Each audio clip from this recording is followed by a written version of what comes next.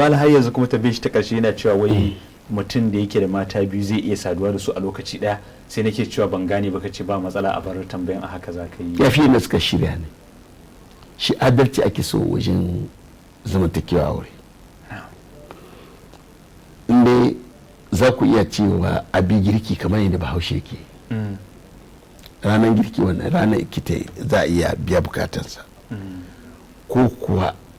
wancan dare ne nata rana wannan ne, ko kuwa su yadda da ke da su cewa daren ka biya kowa bukata, abin da kuka itifaka kai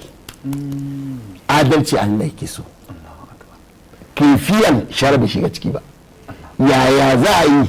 nassin Kur'ani ko hadisi bai zo da cewa kai in ka aure ka sa su ranar girki shine wannan kwana ko ba wannan kwana ka yi adalci haka nasi ya zo. to kefi adalci ne ka yi abin ne kuma kai da su ne ku tattauna. in ka ga wani mutum ne wanda ba za ka iya ba ya kuri Allah shi kamar Jafar lannan muna zaune wasu mata suka zo mana tambaya, in ka doki abin kamar wasa ne a sha abu ne da gaske. ka za ka tambayi mata hudu sun ce mijin baya iya bar su su yi azumi, su hudu ne, amma shi Ramadana baya yayi a hankura ban da sabiyan da rana mai ke yi a Ramadan. kana ji yayin a Ramadan ikan sadu da su a Ramadan ma a Ramadan ne ka sadu da su shi mun ci a nemo a rabu da su su nemi saki su nemi saki da aka sake su sun kasa hankuri,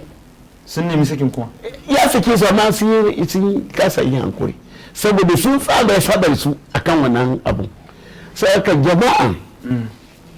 adalci ne, kai da iyalinka ku tattauna abin da kuka cewa daren zaka iya biya ma kowa bukatansu fine, gobe bukatansu fine, amma kar ka cuce wata ka kwana dakinta ka tabbaci kamar arne shi ka zo dayan kuma ka ce wai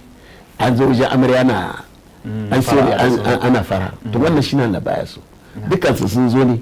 suna da iyayensu suna a biya masu bukatansu to saboda haka za iya biya bukatun